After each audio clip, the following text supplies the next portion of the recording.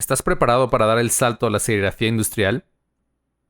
¿Cómo saber si es el momento para invertir en un pulpo de impresión automática? ¿Qué beneficios y retos podría traer la automatización a mi negocio? Quédate con nosotros, estás en Imprime tu éxito.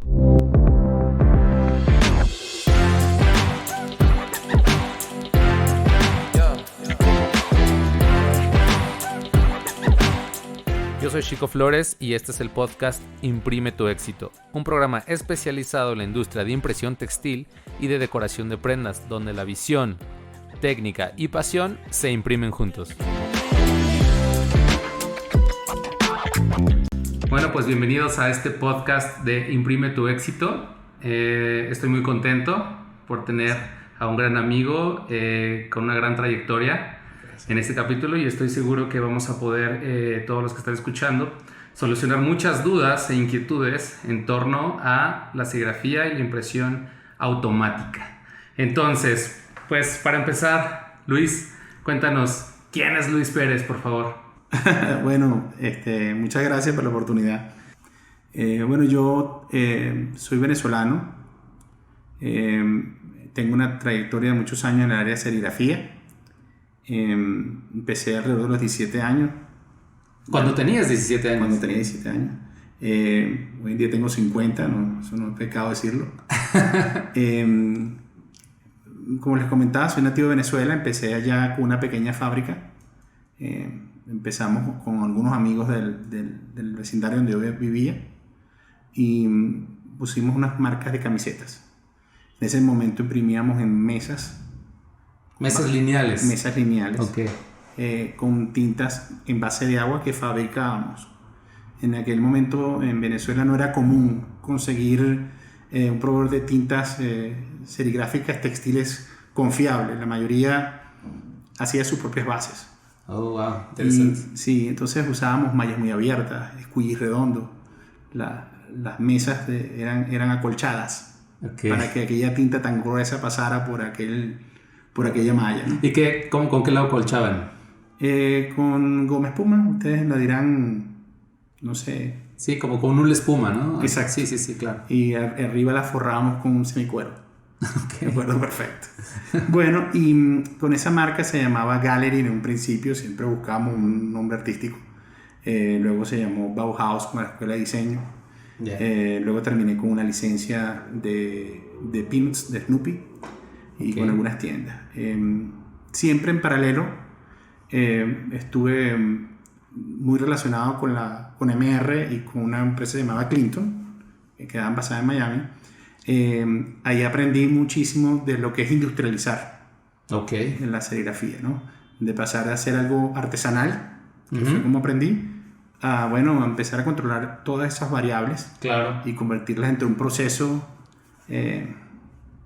más industrializado, ¿no? Más estandarizado. Claro. Siempre fue empresario. La historia que muchos deben conocer de Venezuela, lo que ha pasado y sí, pasó en el año 99 para acá, cambió mucho la dirección hacia donde yo quería llevar mi trabajo, mi familia, mi vida. Y bueno, eso terminó, para hacer un cuento largo, terminó que en el 2003 me contrata M&R, una empresa de maquinaria de serigrafía, y yo me mudo a los Estados Unidos. Siempre enfocado al mercado que había trabajado en un principio de Centroamérica, okay, básicamente. Y bueno, ahí han pasado 17 años. Mis hijos crecieron y estamos muy bien ahí. Estamos a la orden.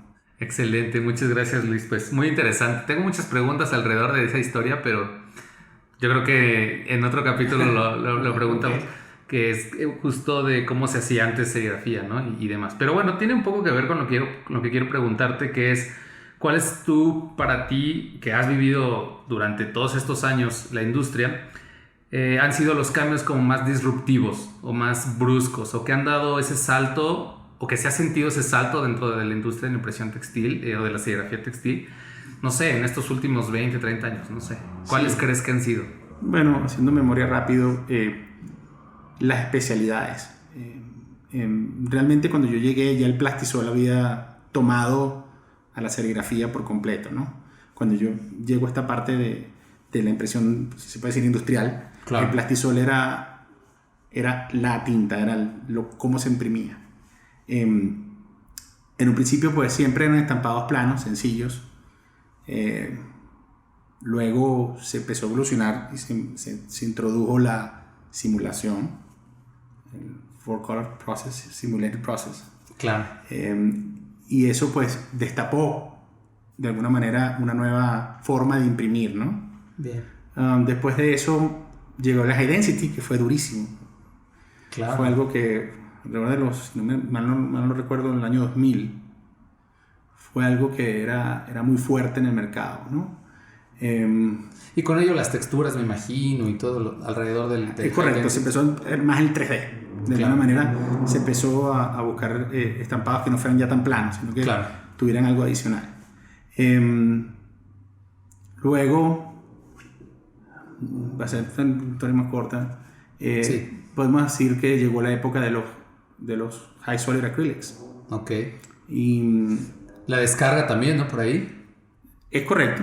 También un poco la descarga, un poco antes. Un poco antes. Un poco antes que los High Solid Acrylics.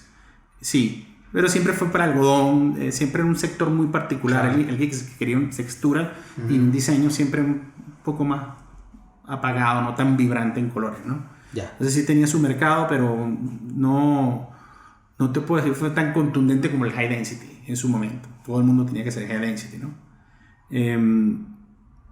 Ahora están con los High Solid Acrylics y ahora estamos yendo a la era digital, que es lo más importante que yo he visto en los últimos 30 años. Excelente, pues vamos a ir para allá, ¿no? Que justo es la dirección que queremos tomar y que me gustaría abordar contigo para ir entendiendo mucho lo que está pasando ahora. Y bueno, un poco para entrar en materia. Para un empresario o un dueño de negocio, alguien que tiene un taller ya mediano a grande de serigrafía, que tal vez puede ser que ya sea manual, ¿no? Que tenga muchos pulpos manuales, un equipo de trabajo. ¿Tú qué piensas? ¿Cuál es el momento? ¿Cuáles son los indicadores? ¿O cuáles son los puntos a tomar en cuenta para decir, no, oye, hombre, ya tienes que pasarte la automatización? ¿Qué andas haciendo en la impresión manual? Bueno, hay muchos factores. Yo lo que principalmente pregunto es ¿cuántas piezas está haciendo usted al mes o a la semana? Como lo quiera decir, ¿no? Claro. Si yo veo que hay un número de impresiones importante, digamos, más de 1000 al día, 500, 700, 1000 al día, eso para mí ya deja una brecha de cómo justificar pasar a un equipo automático. Obviamente hay otras razones que le van a dar un valor a ese equipo automático, pero el dinero es importante. Obviamente la gente tiene que tener el retorno de la inversión y hacer la inversión y que sea próspero, ¿no? Que realmente se regrese la máquina, ¿no? El dinero o la inversión que se haya hecho. Entonces yo lo primero que hago es evaluar cuántas playeras hace usted el mes o el día, como lo quieras ver, lo llevo un número global, ¿no? Claro. Si me dice un número de más de 500 a 1000 diarias por lo menos, ya ese para mí es una persona que sin duda alguna debería estar pensando en una automática. Y ya podría tener esa rentabilidad, ¿no? Ese retorno. Correcto. Justo ya por una cantidad así. Muy bien. Muchas gracias. Y, por ejemplo, el nivel de productividad que podrías llegar a tener, porque justo para que la gente dimensione, ¿no? O sea, si en una impresión manual, no sé, un diseño a 4 o 5 colores, no sé, ¿cuánto podríamos pensar que pudiéramos producir, ¿no? Como para comparar el nivel de productividad en la impresión manual y cuántos podríamos producir diarios si entráramos con una automatización, ¿no? O sea, como para entender un poco la dimensión. Sí, bueno, cada quien tendrá su manera de explicarlo. Yo lo explico de la siguiente manera. Yo digo que una relación de 8 a 1. Ok. Perdón. Yo una relación de 8 a 1, lo que haces en 8 horas de trabajo en 5 colores, se hizo como un estándar, ¿no? Eso obviamente puede variar, pero para usar una referencia. Con 2 personas trabajando una manual, donde alguien ayude a cargar, a descargar la prenda, a darle vuelta al carrusel abajo, y otra persona sale que esté con el bastidor haciendo las impresiones, de esta alrededor de unas 500 piezas máximo al día. Y una máquina automática, ahí va, tenemos varios niveles de máquina automática, pero vamos a partir de lo más básico. Claro. No tengo temor de decir que una máquina automática va a hacer entre 350, 400, 500 por día, dependiendo de lo por hora. Okay. Dependiendo de lo dije por día, no sé. No me equivoqué, por hora. Obviamente va a depender de muchos factores, claro. Pero generalmente hablando, me gusta usar esa comparación 8-1. Otro dato importante, me lo estás preguntando, pero me gustaría adelantarme, es que el negocio cambia. Normalmente el estampador manual calcula sus costos y es directamente proporcional al número de colores que lleva. Claro. El estampador automático no. El estampador automático se basa en otras cosas. Con la máquina automática, tu tiempo de producción va a ser básicamente el mismo un color o con 8 colores. Okay. Es muy poco lo que va a variar y lo que va a fluctuar la producción por hora. Entonces eso cambia la manera de competir. Totalmente que tú tengas con un estampador manual, ¿no? Ok, me gusta eso. Y por ejemplo, ya entendí que tal vez caigo en ese esquema, y para mucha gente que pueda escuchar esto puede decir, oye, pues yo ando por ahí, yo ando por esos números, tengo esa espinita de querer entrar a la automatización. ¿Qué tendría que tomar ahorita en cuenta? O sea, como para elegir un equipo de impresión, o sea, ¿en qué me tendría que fijar? Okay. Y bueno, hacer una inversión inteligente, ¿no? Por supuesto. Sí, que queremos que sea inteligente. Por supuesto. Mira, también tengo una rutina. Yo pregunto, área de impresión máxima que necesitas hacer, número de colores máximo. Ok. Y vuelvo a hacer mi pregunta, ¿cuántas impresiones aspiras tú tener? Y la puedo combinar con cuánto es el tiraje típico que sacas tú por diseño. Bien. Dentro de esa pequeña ecuación, entonces obviamente meto 350 por hora. Tiempo, meto un setup time, que es un tiempo de registro de la máquina, que puede variar dependiendo de muchos factores que en un momento lo podemos nombrar, entre media hora a una hora, ¿no? Claro. Dependiendo de cómo se haga. Claro. Y le saco una proyección en cuanto va a crecer su producción en su planta, ¿no? De manera que ellos puedan estar seguros que están comprando el equipo con la velocidad que requieren, ¿verdad? Claro. Y con el área de impresión que necesitan. Me pasa muchas veces que dependiendo del cliente, obviamente los clientes más grandes han pasado ya por muchos otros procesos donde ya han aclarado las situaciones, ¿no? Pero un estampador de volumen necesita una máquina de mayor producción. Ok. Realmente es tirajes más largos, va a crear una máquina que puede ser más rápida que una máquina que va a ser un poco más lenta. Quiero aclarar que lenta es 400, 500 prendas por hora, no me equivoqué esta vez, contra unas máquinas que puede llegar a ser 1000. Ok. En su mejor momento, obviamente que va a depender de miles de variables que ya las personas deben entender que hay en un taller de serigrafía, ¿no? Claro. Pero tiene esa capacidad. Entonces, cuando tú hablas con empresas que son de alta producción, ellos sí le van a ver el valor agregado a una máquina que le va a dar un 20% más, un 25% más en promedio, ¿no? Talleres más chicos lo que quieren es tener el espacio, es un tema, la inversión es importante, y realmente lo que quieren es las bondades que hemos enumerado, más otras que seguramente vamos a enumerar más tarde, de tener una máquina automática. Entonces yo como vendedor trato de identificar eso. Trato de asesorar al cliente qué es lo que es mejor para él, para su negocio. Mi meta es que a los 6 meses me compren una segunda máquina. Claro, por supuesto. Esa es mi meta, ¿no? Creo que muchas las veces lo logro en 6 meses, quizás un año. Bien. Dependiendo. Hay veces que no. Pero sí es común. Sí es común ver un negocio próspero que te compre una máquina de 8 colores y a los 6 meses están coqueteando con una de 10. Pues justo por ahí tenía una pregunta. ¿Tienes algún caso así que dices, esto me sorprendió porque eventualmente se animaron a la automatización? O tienes muchos tal vez, cualquiera sí, que nos sería injusto nombrar una... Y que digas, o sea, fue tanto el crecimiento que lograron en 1 año o 2 años esto. O sea, ¿alguna anécdota por ahí de alguien que haya entrado a la automatización? Sí, hay varios casos. Hay un muchacho que le tengo mucho aprecio, que está en la ciudad de Guadalajara, que agarró el negocio de su papá y lo hizo crecer vertiginosamente en muy poco tiempo. Okay. Y se dejó asesorar y yo me siento muy orgulloso de que me oyó y que funcionó. Entonces, es que quizás uno de los que más se me venga a la mente en este momento, ¿no? Claro. Pero en general, muchísimo, sobre todo de gente joven. Bien. Gente que está empezando el negocio, por alguna razón, pues es más gratificante, ¿no?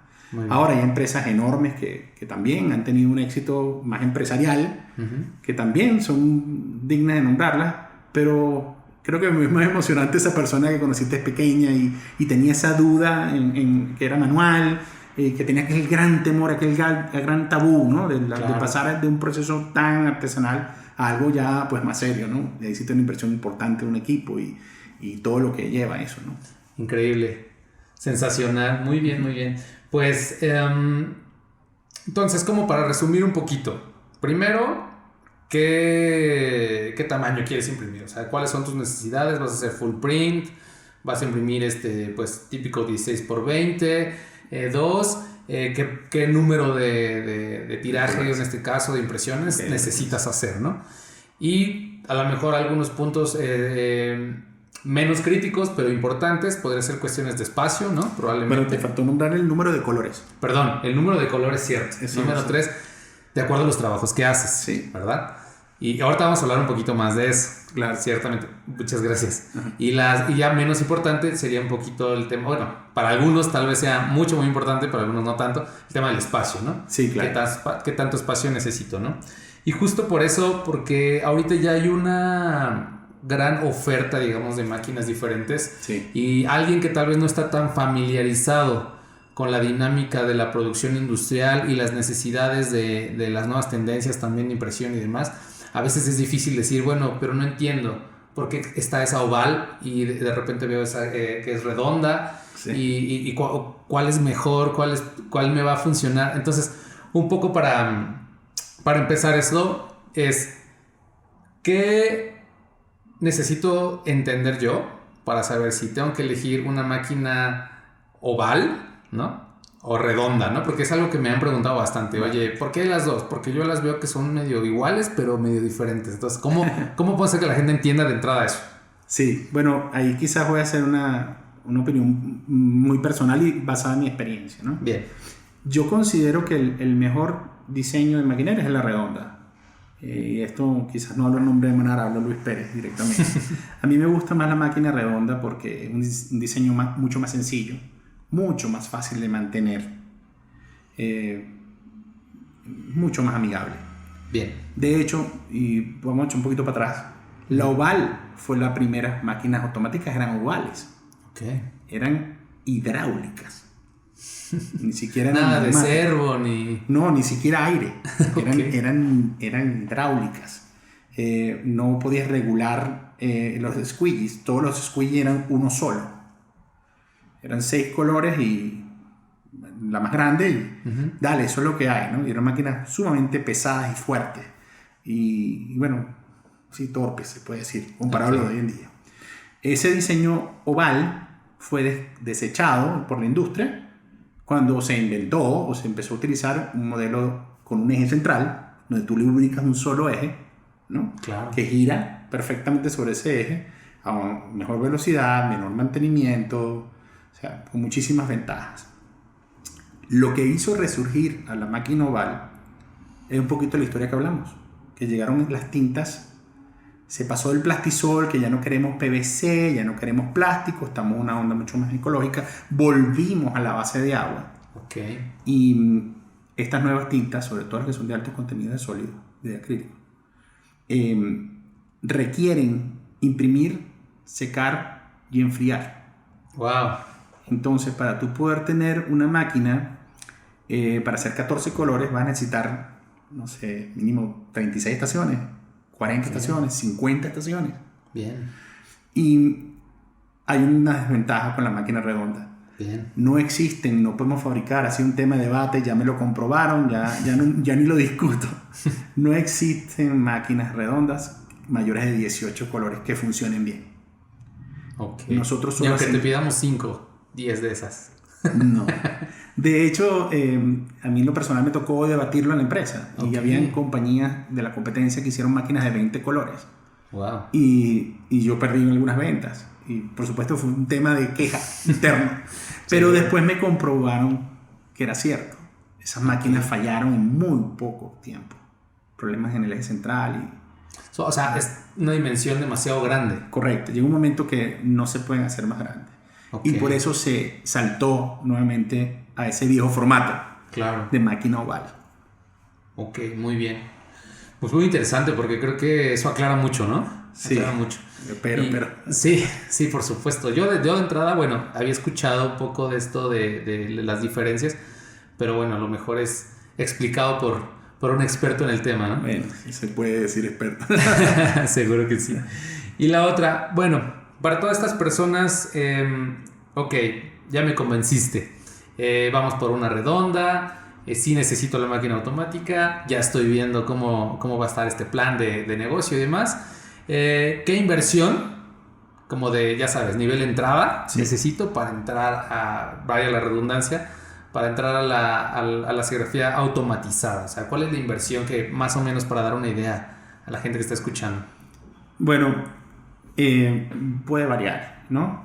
En un mundo ideal, pues sería perfecto tener desde la preprensa completo hasta al final del horno que todos los equipos estuviesen de alguna manera diseñados para trabajar en cadena, ¿no? Okay. Es decir, tener una máquina de revelado que tenga una calidad extraordinaria, vamos a llamarlo así, para que puedas hacer un trabajo muy bueno en la máquina automática. Recuerda, sin preprensa, yo puedo tener el equipo que tú quieras automático y voy a perder muchísima de la calidad. Que no lo puedo hacer porque si no hago el trabajo en preprensa bien, no empezamos mal. Claro, y perdón que te interrumpa, porque justo conozco muchos casos, ¿no? Y seguramente tú también, claro, ¿no?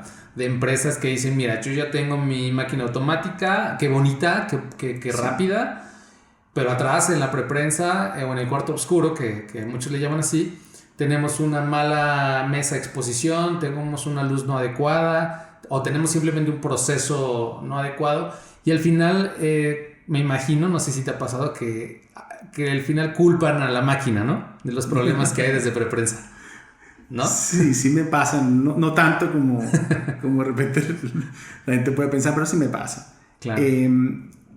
A veces es muy difícil convencer a la gente, ¿no?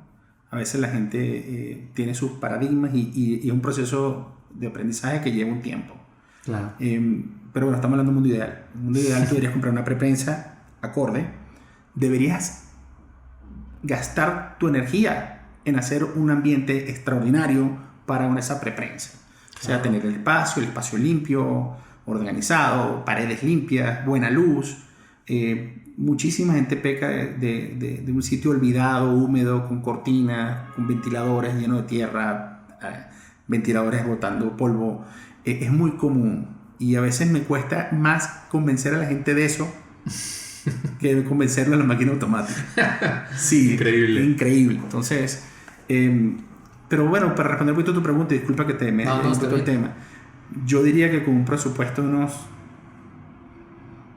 $50,000-$60,000 precio ex-works, puesto en Chicago, puerta de nuestra planta, yo creo que ya podríamos estar hablando de un taller importante. Podemos arrancar. Yo creo que sí. Una máquina chica, pero bueno, es suficiente para comenzar, ¿no? Claro, va a variar muchísimo dependiendo de las 3 preguntas que hice, ¿no? Claro. Si requiere una impresión grande, necesita 10 colores, 12 colores, me va a quedar corto con ese presupuesto. Sí. Pero si vamos a hablar del estampador que hace mucha publicidad, que hace cosas más sencillas, que le imprime a los colegios del área, que hace algún trabajo no tan complicado, no tanto de moda, sino más publicitario, que son menos colores de alguna forma. Sí, con una máquina de 8 colores, un pequeño horno eléctrico, una buena unidad de revelado, va a tener un taller con una calidad superior a una máquina manual. Claro. Y justo por ahí tenía una pregunta aquí anotada, y que era ¿qué gastos adicionales o invisibles, ¿no? A veces ya cuando te cambias a la automatización, porque muchas veces se piensa, bueno, la máquina cuesta tanto, la mesa cuesta tanto, pero ¿qué gastos tendría que hacer implícitos cuando me paso a la automatización. Sí. Mucho cuidado con el compresor. Ok. La gente, muchas veces, pues como yo no vendo compresores, la gente de repente no se asesora bien. Yo doy una información de cuántos CFMs utiliza la máquina y obviamente que tengo un secador de aire.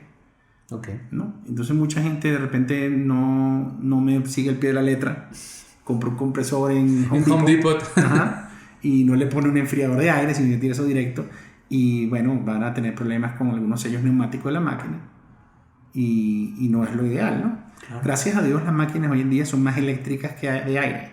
Bien. Pero hay ciertos movimientos de la máquina que lo sigue haciendo mejor lo neumático que lo eléctrico. Okay. Presión de squeegee. Bien. No lo veo cambiando a otro sistema. La presión del squeegee por aire es extraordinaria. Okay. La guerra del marco es neumático. Bien. No me imagino un motor eléctrico con un dispositivo haciendo presión para aguantar el marco, ¿no? Creo que está por la naturaleza de la mecánica, ¿no? Es como lo mejor. Es correcto. Entonces, sigue el cabezal de impresión en todas nuestras máquinas. Ya se puede decir hoy día así. La verdad que sí, a partir de hace poco. Todas nuestras máquinas, sus cabezales de impresión son eléctricos. Okay. Eso le da muchísima ventaja por el consumo de aire, por supuesto, y también por la calidad de impresión. Bien. ¿No? Superior a un cabezal eléctrico. Fenomenal. Ok. Y bueno, entonces, tomar en cuenta siempre si te vas a pasar a una máquina automática, definitivamente, ojo con el compresor. O sea, buscar especificaciones, checar los CFM, que realmente tenga el consumo que está requiriendo. Correcto. ¿No? Que sea de calidad, pero si es de tornillo, pues mejor. Ok, más silenciosos también, ¿no? Sí, más silenciosos, mejor para el aire es continuo, entonces no se calienta. Hay muchas ventajas. Y por favor, inviértanme en una remodelación del cuarto oscuro. Más allá de la unidad revelado, arreglen ese sitio, hagan un sitio mucho más agradable, mejoren la luz. Eso yo creo que es otro tema. Es el lugar más triste, ¿no? Es el lugar, sí, de verdad que es común que la gente peque de eso. Sí. Yo sé. Muy bien. Oye, y en cuanto a personal, muchas veces la gente no entiende. Ocupo más gente, menos gente, la misma cantidad de gente como para operar la máquina, hacer el proceso. ¿Tú qué opinión tendrías? Te puedo inclusive, qué bueno que te puedo hablar de los dos aspectos. Yo pasé en Venezuela, cuando tenía mi taller, pasé de manual a automático también. O sea que lo tengo desde los dos lados, ¿no? Okay. De la experiencia como este lado vendiendo equipos. Muy bien. Pero también la sufrí. La de usuario. En resumen, la gente trabaja mejor. Yo no despedí a nadie y no creo que tú despidas a nadie. Sencillamente, la gente va a hacer su trabajo mejor, con menos desgaste físico. Okay. Y de alguna manera van a llevar su trabajo a otro nivel. Bien. Con la máquina automática vas a poder controlar variables. Con el manual jamás lo hiciste. Sí. Luis estampa el negro con 3 pasadas y una seca. Y de repente Chico le da, como es más fuerte, le da una sola pasada. y logra el resultado que él quiere. Claro. Pero al final no tienes constancia. En cambio, con la máquina automática regulas la velocidad del squeegee, la presión del squeegee y el ángulo. Claro. Ya con eso estandarizas. Típico caso del color process, ¿no? Del 4-color process, donde, pues mis impresiones son diferentes porque pues no puedo hacer la misma velocidad, la misma fuerza de cada una, y hay obviamente ciertas diferencias, ¿no? Entre cada impresión. Claro. Entonces ahí se aplicaría un poco, te hago esa acotación, porque ese personal ahora va a trabajar de otra manera. También va a pasar a trabajar de una manera más industrial, más profesional, si se puede llamar así. Te exige, ¿no? Y es algo que te exige ya. Entonces, es positivo por muchos lados, ¿no? En teoría, al poder hacer tú más prendas, también debería haber alguna manera de que esa persona llegara a ser mejor remunerada también, ¿no? Claro, por supuesto. Yo especulando un poco, ¿no? La idea es que tú llegues con tu producto, yo llego con mi producto, con mi equipo, y que yo lleve esa empresa a otro nivel. No solamente por vender, sino que tú también te sientas parte de un pequeño crecimiento, de ser parte de ese proyecto. Crecimiento ya de tu técnica, ¿no? Ya como profesional de la industria, ¿no? Sí, y que la gente que está ahí también se sienta bien, que se sienta mejor y que la empresa sea más productiva, ¿no? Claro, por supuesto. ¿Tú cuál crees que sean entonces en este camino de pasar de la impresión manual a la automática, ¿cuál crees que sean los errores más comunes que comete la gente? Ya hablamos del compresor. Y de la preprensa. Sí. Y la preprensa. Bueno, me pasa muchísimo, qué bueno, buenísima la pregunta, me pasa muchísimo que la gente cuando estampa manual, como no puede controlar el depósito de tinta que dejan, tienden los empleados, los operarios, etcétera, a imprimir y secar cada color. ¿Cómo? A imprimir y secar cada color. Claro. Entonces siempre tienden a poner más tinta de la que realmente necesitaban. Claro. Pero era mejor que, nosotros decimos en mi país, no se explica en México, es mejor que eso sobre que fa falte, ¿no? Entonces que le pone un poco más de tinta que ellos, porque es preferible que se vea un poco más de tinta que se vea que faltó, ¿no? Que le faltó color. Ajá. Entonces esa dinámica a veces me cuesta un poco romperla. Sí, totalmente. Entonces es decir, ven acá, señor, usted no puede secar cada color, no tiene sentido. Usted va a hacer una base, va a tirar un flash y va a imprimir sus demás colores encima. Eventualmente puede haber otro secador intermedio, que eso, imagínate, es otro tema, pero podría haber, pero la idea es imprimir mojado, sobre todo en plastisoles, ¿no? Estamos hablando. Y me consigo que los operarios no bajan, o sea, no se bajan una malla más alta, ¿sí? Se podría decir así, sino que se quedan las mismas mallas que usaban con manual.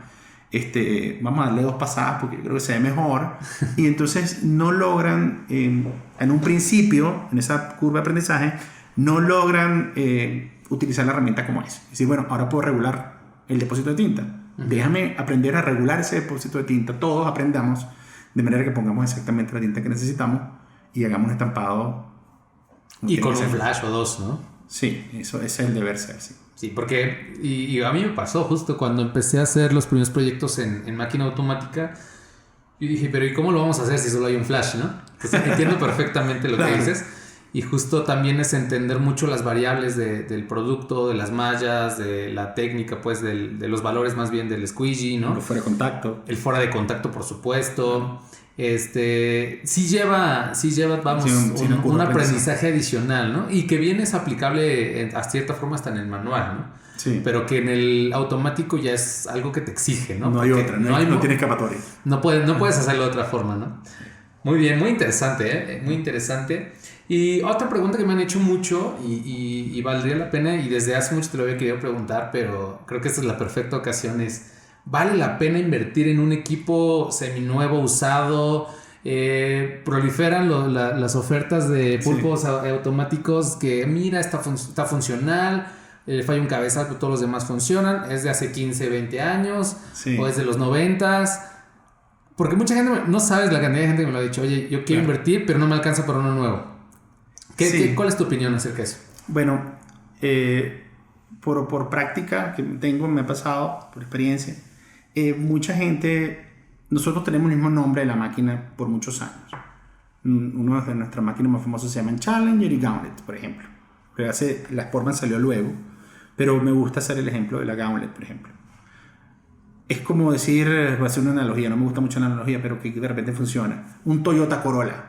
Un Toyota Corolla del año 2020 no es igual que un Toyota Corolla del 1986. Por muy buena marca que sea. Sí, ambos son Toyota y Corolla, pero la tecnología de aquel entonces es muy diferente a la tecnología de hoy día. Y en la serigrafía también ha cambiado. Como te comentaba hace un rato, las primeras máquinas eran hidráulicas, eran bases de agua, nada más. Era una sola pasada, nadie le daba 2. Era un escenario muy particular, ¿no? Claro. Después eso fue cambiando. Y como van cambiando las técnicas, también los equipos van adaptándose un poco.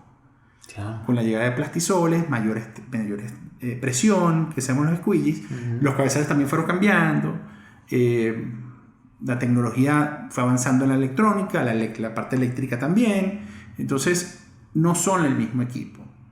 Hay veces que la gente me dice una Gauntlet de 6 colores, ajá, pero tienes el número de serie, ¿qué año es?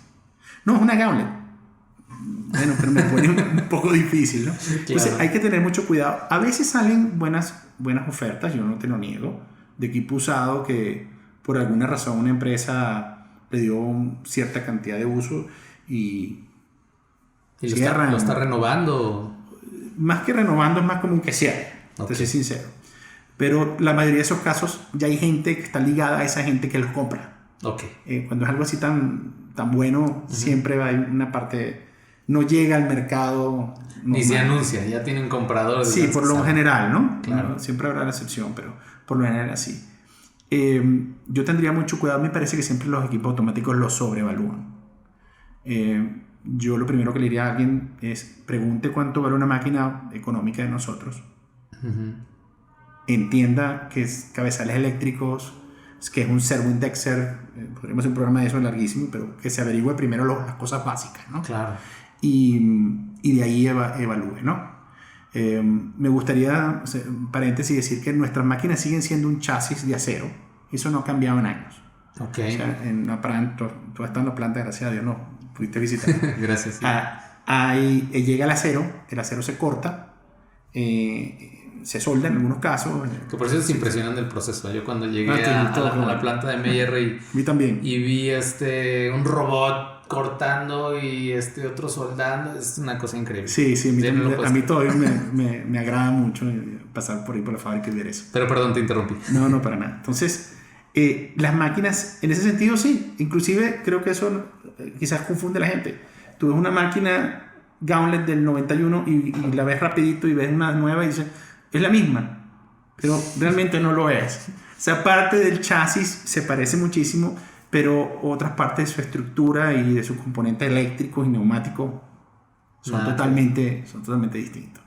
Entonces, que lo evalúen bien. Yo he visto casos de gente que compra una máquina. Tuve un cliente en Perú que me da mucha risa porque compró una máquina en un momento dado con una oferta muy buena, como en $20,000. Una máquina de 6 colores, Sportsman, cuando salió, precio introductorio. Bien. Y pasaron como 7 años y se rompió una pieza. Yo lo voy a visitar y me dice, mira Luis, ¿será que tengo garantía? Me río un poco, le digo, déjame ver por curiosidad cuántas prendas has hecho. Y voy y veo, tenía 9 millones de impresiones la máquina. Ok. Entonces, es muy gracioso el tema, pero el punto es que él luego cerró el negocio. Se dedicó a otra cosa, tuvo que cerrar. Y él vendió la máquina en $18,000. Wow. Entonces, por eso te digo, ¿no? Sí, a veces, por lo general, las máquinas usadas las venden bastante costosas. Claro. Habrá oportunidades, no lo dudo, pero siempre chequeen contra un equipo nuevo, llamen por alguna oferta, hablen con su distribuidor, seguramente buscaremos alguna manera de apoyarlos, ¿no? Genial, fenomenal. Otra pregunta, y creo que la tenía que hacer antes cuando hablábamos de maquinaria o instrumentos que necesitamos como adicionales cuando nos pasamos a la parte automatizada, pero es un poco aprovechando, preguntarte, saber el tema de las mesas de exposición LED. Para ti es el nuevo estándar porque tenemos claro que el aluro metálico durante muchos años pues fue pues sí, vuelvo a repetir, el estándar de la industria con los mejores resultados, con los mejores grabados y demás, pero hoy en día veo que hay, bueno, es muy claro por toda la oferta de equipos que todo está centrado al LED. ¿Tú piensas que ya llegó para quedarse, va a ser el nuevo estándar? Sin duda. Siempre va a haber un tema de discusión ahí con algún fabricante de emulsión. Hay siempre resistencias a los cambios, todas las tenemos. Claro. Pero cuando vas a la práctica, vas a la fábrica, ves que fábricas de 30 mesas de exposición LED, quizás una es de alguien que pidió algo de metal halógeno, que todavía la hacemos. Te das cuenta que no hay vuelta atrás. Pero ya son casos muy sí, dices, uno de 30. Uno de 30, claro. Con el LED tenemos tantas ventajas. Por ejemplo, ya no necesitas tener un integrador de luz, claro, sino que ya el tiempo es suficiente porque el LED no pierde intensidad. Claro. El LED prende o no prende, y prende con la misma intensidad o no prendió por algún defecto de electrónica, porque él está con garantía por vida. Claro. Lo que es el LED como tal, el diodo, ¿no? Que se vaya a quemar algo, ¿no? Y bueno, hay de tipos de LEDs también, ¿no? Porque hay muchos prometen LED UV, pero ciertamente hay como un desarrollo en tecnología en el LED. No es un LED UV cualquiera, ¿no? No, es correcto. Y también hay un tema de distancia entre LED y LED. Okay. Y hay un tema de distancia contra el vidrio. Y hay un tema del ángulo de ese pequeño LED. Okay. Yo no soy tan experto en esa materia, pero sí he oído de expertos, ¿no? Claro. que te lo explican, ¿no? Allá en Emanar hay gente que es experta de eso y te dan una clase magistral de LEDs y cómo lo lograron, ¿no? Pero en un sentido práctico, claro. Yo no vendo otra máquina que no sea LED. Ya, es lo de hoy. Ya ni le duden. Justo hace 2 días me llamó una persona, tenía una mesa de oro metálico, me dijo, mira, es vieja, es Noarc, me ha funcionado fenomenal, la lámpara eventualmente, ¡pum!, ¿no? Sí. Le intenté cambiar, contraté a un eléctrico por ahí conocido, le hizo un corto, la tengo que reparar. Mal hecho, debo llamar al servicio técnico de Emanar. Sí, bueno, no sé por qué lo menos pasó. por teléfono hubiera apoyado. No sé qué pasó ahí. Sí. Pero sí, y me dijo, ya dime, ¿qué hago? Todavía no estaba seguro del LED. Me dice, compro otra MSP. No sé si yo le dije, pues no sé si todavía la vendan, también dudé un poco. Sí, no, todavía la vendemos, Okay. pero muy poco, sí. Le dije, vamos a LED.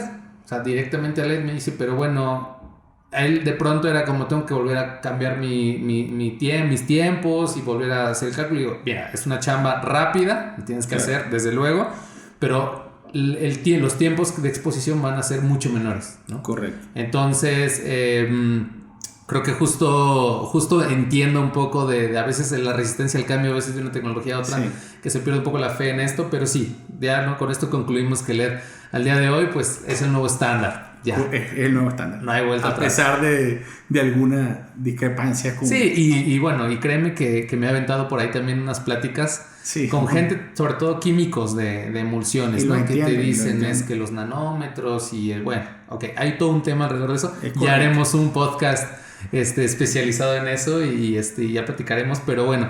Pero es tendencia. Sí. Yo vendo solamente LED. Sí, no, lo entiendo.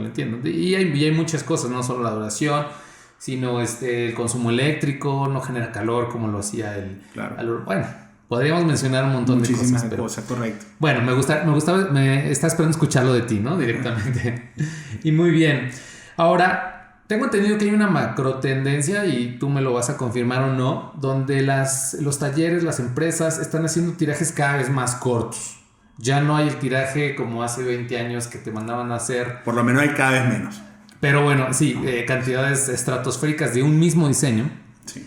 Y ahora vemos que cada vez es más dinámico, ¿no? Queremos hacer un tirajes más cortos de muchos diseños diferentes. Y mi pregunta es, ¿cómo la máquina automática se ha adaptado para esto, para esta exigencia? Sí. Bueno, como te comenté en la pregunta que me hacías de los cambios más importantes de los últimos 30 años, creo que el cambio más importante lo estamos viviendo ahora. En lo personal estoy contentísimo, es un nuevo challenge, un nuevo reto para nosotros, aprender de esta nueva técnica, y creo que se ha dado porque la tecnología está, sobre todo lo que es el hardware, yo creo que está avanzado. Uh-huh. La química en cuanto a las tintas y eso es lo que ha estado un poquito atrás, pero nos está alcanzando. Cada vez hay más fabricantes de tintas y cada vez hay más técnicas nuevas para esa impresión digital. Pero como tú bien lo mencionas, el mercado se está dirigiendo a una impresión digital con tirajes mucho más cortos, sobre todo con el tema del registro. Cuando comenzamos el podcast hablamos de un registro de una máquina manual de entre media hora a una hora. Uh-huh. A veces es mucho más que eso, pero no es lo correcto. Y me ha tocado ver marcos de madera en pulpos automáticos. Bueno, correcto. Que te cuento, ¿no? Sí, me imagino. Y bueno, no me quiero reír en tono de burla, sino No. La extensión de cosas que uno ve. Claro, por supuesto. Sí. Y bueno, ahora con la impresión digital tenemos máquinas que son DTG, Direct to Garment, directamente a la prenda. Uh-huh. Que tú sencillamente pones una playera y va a entrar a esta máquina y ya va a imprimir vía inkjets, uh-huh. ¿no? Va a imprimir el diseño que tú le pongas, de ahí vas a pasar por un horno y vas a tener una prenda lista, ¿no? Entonces la impresión digital es justo lo que ha abatido esta demanda de... Sí, nosotros tenemos 2 opciones y a mí en lo personal me encanta la otra versión, la que todavía no tengo hablado, ¿no? Que es lo híbrido. O sea, está por un lado la impresora donde tú colocas las prendas y literal imprimes sobre la prenda, la quitas y ya está. Es correcto. Segunda opción, híbrido. El híbrido. Me parece que el híbrido es algo un poquito más industrial, es un poquito más dedicado o enfocado al que hace moda. Y es la combinación de las dos técnicas. Okay. Lo mejor de la serigrafía Uh-huh. con las grandísimas ventajas del digital. Ok. Creo que Emanar no somos líderes por los momentos en el DTG. Tenemos una nueva línea, una nueva máquina que se llama Maverick. Ok. La vi increíble, por cierto. Sí, la máquina de verdad que promete. La máquina ha estado ya instalada en varios clientes de los Estados Unidos y con excelentes resultados. Pero yo creo, y yo me siento muy confiado que en nuestros mercados la híbrida va a tener mucho más aceptación. Ok. Obviamente, como te comentaba, tienes las ventajas de los dos mundos, ¿no? Ok. Sí, porque perdón que te interrumpa, pero normalmente en el DTG, de lo que adolece, de lo que siempre ha padecido, y te lo digo como alguien, como un usuario de esa tecnología desde hace más de 10 años que intenté, pues digamos, utilizarla productivamente, es la tinta blanca, ¿no? Correcto. La tinta blanca que suele tapar cabezales, que se sedimenta, lleva pretratamiento. Que lleva un pretratamiento, o sea que es toda una dinámica pues diferente, a veces complicada, a veces con mucho mantenimiento, riesgos para el cabezal, etcétera, etcétera, ¿no? Sí. Y justo por eso me llama la atención ahorita que la parte híbrida pudiera solucionar justo esa dolencia del digital. Esa es, ¿no? Una de las características. Ok. Obviamente que el tú poder tener la capacidad de poder un blanco sobre cualquier tela ya es una ventaja. En la otra máquina no recalcamos que tiene que ser algodón y que lleva un pretratamiento, ¿no? Claro. Pero con el híbrido yo me encargo de ese proceso, de ese blanco, por serigrafía de la manera tradicional que lo he hecho. Y puedo utilizar tintas de descarga, puedo utilizar tintas o bloqueadores para el poliéster, puedo usar blancos regulares, siempre en base de agua, pero tengo muchas opciones. Y lo pongo por una malla, lo pongo por un screen, por una pantalla para serigrafía. Luego, tengo otra grandísima ventaja técnica, que la tinta que yo utilizo en el cabezal digital híbrido, vamos a aclarar una cosa, no es lo mismo que en el otro, que en la Maverick, que es un DTG. Ok. La tinta que yo utilizo en mi cabezal híbrido es una tinta que no tiene ningún binder, no tengo ningún fijador, sino que es una tinta que básicamente tendrá algún diluyente con pigmento. Bien. Eso me alarga la vida de los cabezales, me quita muchos dolores de cabeza. Ok. Entonces yo lo que haría en un estampado básico es blanco, como quiera ponerlo, descarga, blanco sólido, bloqueador, lo que necesite por serigrafía. Y justo antes de entrar a la máquina del Digital Squeegee, lanzo un clear o un blanco especial para digital. Hay varias versiones que la ofrecen, todo ese sistema de tintas de serigrafía lo ofrecen diferentes marcas.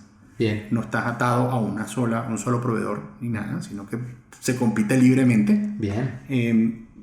Esa tinta que imprime por serigrafía final entra en el cabezal digital, y el cabezal digital nos gusta decir que da un spray. Hace un spray de CMYK y imprime con una resolución extraordinaria sobre esa tinta que tú acabas de poner por serigrafía. Wow. Entonces reduces un estampado que normalmente sería complicado, que nunca vas a tener resolución de una impresión digital porque son diferentes, medio tono, son diferentes a lo que imprimes tú digitalmente. Claro. Con 2 o 3 pantallas de serigrafía.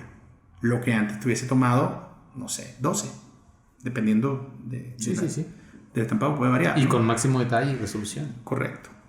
Y sin embargo, ahora te quedan cabezales libres para poner cualquier otra especialidad que quieras hacer por serigrafía, que te permite entonces mezclar lo digital con todas las ventajas de la serigrafía.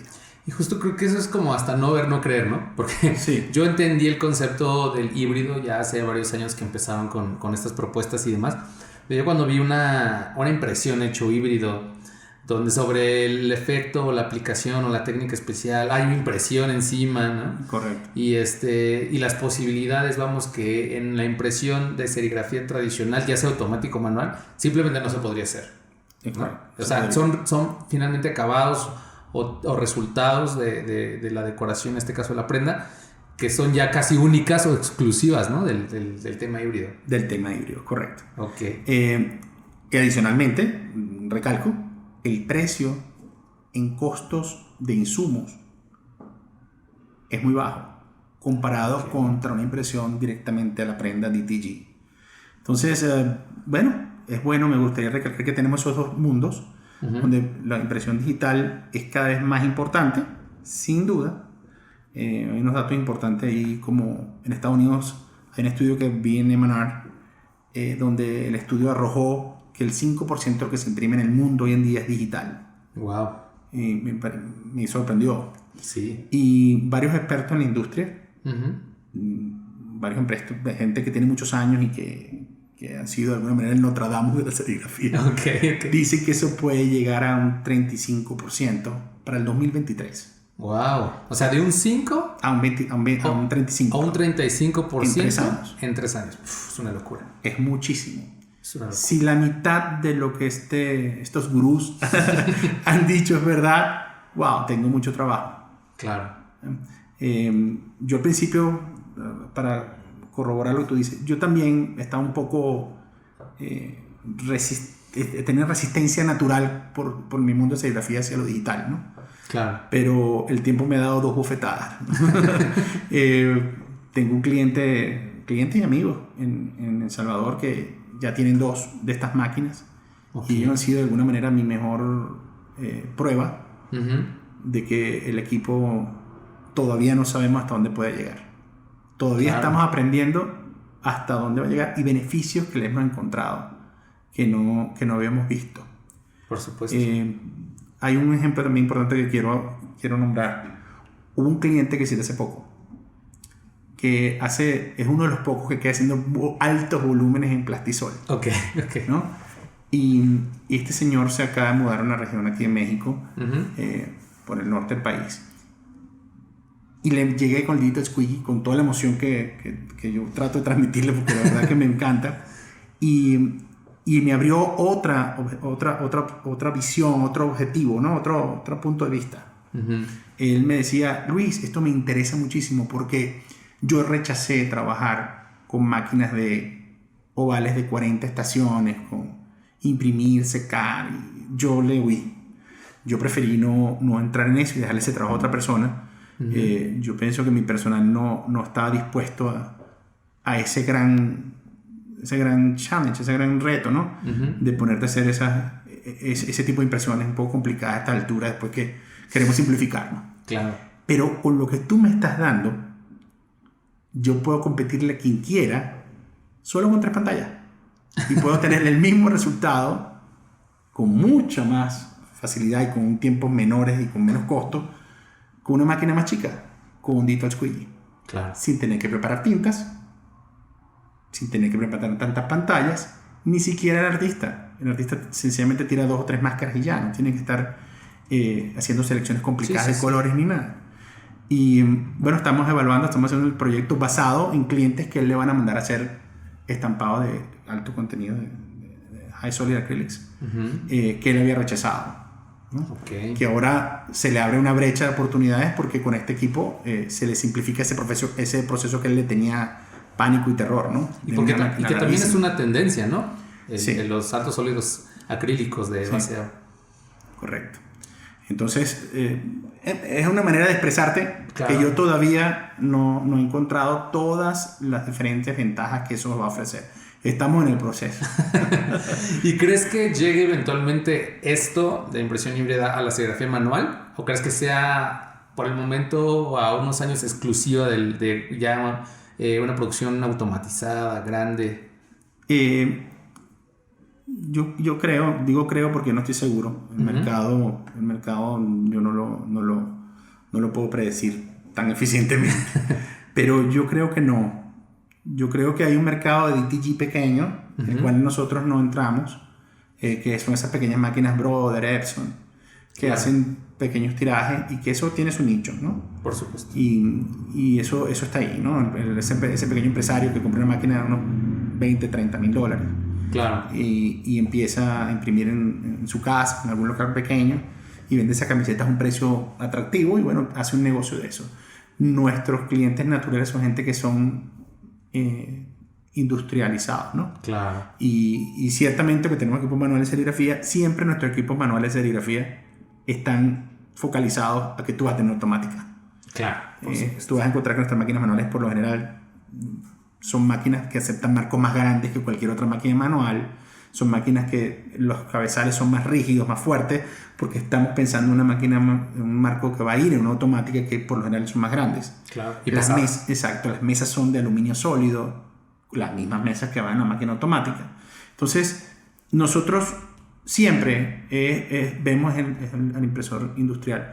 No es que no nos importe el pequeño, pero siempre nuestra meta es llevar ese pequeño empresario a lo industrial. Perfecto. Entonces no veo de repente algo híbrido, no lo veo en el radar, por lo menos por ahora no. Claro, sí, como que estés en un pulpo manual y al lado tengas un no lo veo todavía, ¿no? Sí, no, yo creo que por el costo y por la inversión y demás se justifica ya hablando de una producción grande, ¿no? Correcto. Sí. Ok, bueno, pues ya para entrar a la parte final, ¿no? del podcast, me gustaría preguntarte a ti, Luis, con la experiencia que tienes, la trayectoria que tienes, con lo que has vivido, ¿no? Para ti, ¿cuáles son o cuáles consideras que son las diferencias más importantes entre la serigrafía amateur, casera, ¿no? Y la serigrafía profesional, ¿no? Y ¿qué hay en esa brecha, ¿no? ¿Qué hay en esa diferencia de una y otra? ¿Y qué les recomendarías en este caso pues a los que se dedican a esto, a los que están entrando, para elegir entre una y otra, ¿no? Sí, bueno, básicamente yo pensaría que es un negocio, ¿no? Lo vería como un modelo de negocio. Claro. Yo creo que las personas cuando van a dar este paso de algo artesanal, que lo van a llevar a algo más allá, tienen que aprender a controlar las variables. Tienes que lograr que tu estampado sea igual siempre, claro, con la misma calidad, y que no dependas solamente de un artista que está montado en la máquina y haga el trabajo de alguna manera, ¿no? Claro. Eso es lo que yo diría. Obviamente hay tantos factores dentro de ese negocio que no solamente la compra de la maquinaria, ¿no? Sino, bueno, cosas que no me toca a mí decirlas, porque yo no soy un business entrepreneur, pero que sin duda alguna muchos de mis clientes lo hacen, ¿no? La gente que yo he visto exitosa ha sabido leer cómo controlar todas esas variables y han logrado optimizar su taller de serigrafía y su negocio. Claro, excelente, me encanta. Y bueno, ya por último, Luis, ya nos hablaste un poquito acerca de esta parte de la serigrafía, ya nos dijiste un poco de las variables. No sé, 5 consejos que nos puedas dejar al final, ¿no? Vamos a dejarle de las variables, controlar las variables de serigrafía como número 1. No sé si te pueden ocurrir algunas más para aquellas personas que dicen quiero mejorar, quiero llevar mi negocio a un nivel más alto, quiero llegar a mejores clientes que incluso paguen mejor, ¿no? Pero obviamente más exigentes también. Pero ¿qué les podrías decir? ¿Qué consejos? Bueno, una cosa que he visto que funciona muchísimo, y todo esto se me viene a la cabeza cuando tú me preguntas, es gente que de alguna manera hacen de su taller parte de su speech, de su venta. Okay. O sea, mucha de la gente que le he visto con éxito tienen ese taller como una tacita de plata. No solamente por el control de la variable, sino que tú traigas al cliente y el cliente vea tu proceso, claro, ¿no? Y que vea que de alguna manera usted tiene eso controlado. Esa sensación de control me parece que más allá de ser el control, obviamente, también transmite mucho confianza, ¿no? Sí, confianza mucho al cliente, ¿no? Claro. A quien quiera que sea. Esa es una de las cosas que yo diría. Otra es, sin duda, los artistas. En un departamento de arte exitoso, bueno, entrenado, indudablemente por ahí comienza todo, ¿no? Yo he visto algunos estampadores que me sorprenden con grandísimas instalaciones y no son muy buenos en el departamento de arte, ¿no? Y he visto al contrario, gente con talleres más humildes y, claro, con diseñadores extraordinarios, y se ve la diferencia en el producto. claro. Si tú pudieras combinar esos dos, sería maravilloso, ¿no? Que sí los hay, ¿no? Claro que los hay. Pero es significativo un buen departamento de arte. Sí, que tengan bien dominadas, digamos, también, o sea, las técnicas de separación, ¿no? Porque y justo hace poco también, y perdón que te interrumpa con los consejos, una persona me hablaba, decía, tenemos 2 pulpos automáticos, tenían hasta una image para el tema de la salida de preprensa y demás, y evitar el famoso fotolito y todo esto, pero no sabemos hacer simulación de color. Tengo un cliente, me dijo que nos pide X número de prendas, muy atractiva el trabajo, porque además promete para tener un cliente constante de una marca importante, claro, pero no podemos hacer una simulación de color, no sabemos cómo hacerla, ¿no? Sí. Es triste, ¿no? Porque es una inversión tan grande, ¿no? Es un esfuerzo tan grande por mantener operativamente eficiente esto, para que pierdas un trabajo, ¿no? Y que pierdas esa oportunidad, ¿no? De poder hacer esa impresión de simulación o de cualquier técnica, ¿no? Combinada, si quieres, incluso un 4-color process, que parece que es algo muy simple y en parte lo es, pero que puede llegar a ser mucho más cuidado, ¿no? Digamos, pero que pierdas ese trabajo únicamente por justo lo que estás mencionando, ¿no? De no tener un correcto entrenamiento, una persona que entienda los procesos de separación, de arte, de diseño, ¿no? Específicamente, porque justo de ahí parte, ¿no? Lo que tú estás replicando después. Entonces, me encanta eso. ¿Alguno más por ahí? Sí. Bueno, otro quizás para terminar, el mantenimiento. Nuestras máquinas, y valga la propaganda, son diseñadas de una manera amigable. Okay. Muchos de sus accesorios o sus componentes son genéricos, en el sentido son piezas industriales, pero no son tan difíciles de conseguir. Eso es con la idea de que la máquina no tenga tiempo perdido, tiempo parado, ¿no? Bien. Y tenemos un excelente, bueno, yo considero que tenemos un excelente servicio técnico. Cada vez en español tenemos más gente, mucha gente talentosa en América Latina. Buenísimo. Ahorita tenemos mucha gente contratada de manera en El Salvador, en México, en Honduras, en Perú, Colombia. Y que después nos contarás lo de la realidad virtual, y eso es para otro podcast. Correcto. Sí, eso estamos trabajando también. Pero a veces no me los usan. A veces que la gente no agarra un teléfono y llama, o sencillamente para la máquina cuando se le ocurre y no le dan un servicio, un mantenimiento a la máquina. Y eso definitivamente trae contratiempo. Claro. Es un éxito cuando las personas mantienen sus máquinas, porque esa máquina está al día todos los días. Mantenimiento preventivo, digamos. Correcto. En los catálogos está el manual, no es muy difícil, pero sí requiere de cierto engrase, puntos de engrase, requiere sacarle el agua de vez en cuando porque tiene agua en el regulador. Por el aire. Correcto. Requiere de ciertos servicios que están bien especificados en el manual y la gente a veces no me los cumple. Claro. ¿No? Yo diría que eso, yo que te añadiría mucho repito, tener tu taller con una taza de plata y vender eso. Bonito. Eficiente. Eso yo he notado que eso tiene muchísimas representaciones, no alternativas, sino beneficios, es la palabra. Vas a encontrar que la gente se siente mejor, los productos salen mejor, los clientes se sienten mejor. Definitivamente eso es una de las cosas que hace una diferencia. Es un poco del clima incluso laboral, ¿no? Y sí, la experiencia de compra del cliente, de llegar y decir, órale, se ve súper profesional porque ve cómo tienen la máquina, ve cómo tienen las áreas limpias, organizadas, ¿no? Sí, cambia completamente, ¿no? El esquema. Sí, totalmente. Y eso es lo que yo considero que lo hace exitoso. Muy bien. Pues muchas gracias, Luis. Estoy realmente agradecido de que hayas venido para grabar este podcast. Sé que tienes una agenda apretada, andas viajando de un lado para otro. A veces casarte pues puede ser todo un reto, ¿no? Con tantas actividades, pero te agradezco mucho el tiempo para contestar pues todas estas preguntas. Muchas son dudas que me han estado llegando de forma frecuente, ¿no? Okay. Y que bueno, ojalá haya oportunidad más adelante y grabar otro podcast para toda nuestra comunidad, todos los profesionales de la impresión, ¿no? Y que puedan tener esos elementos para llevar finalmente su negocio o su empresa pues al éxito, ¿no? Con un crecimiento sostenido y asegurado. Eso es lo que queremos. Ok, pues muchas gracias. Muchas gracias, Luis. Gracias. Hasta luego.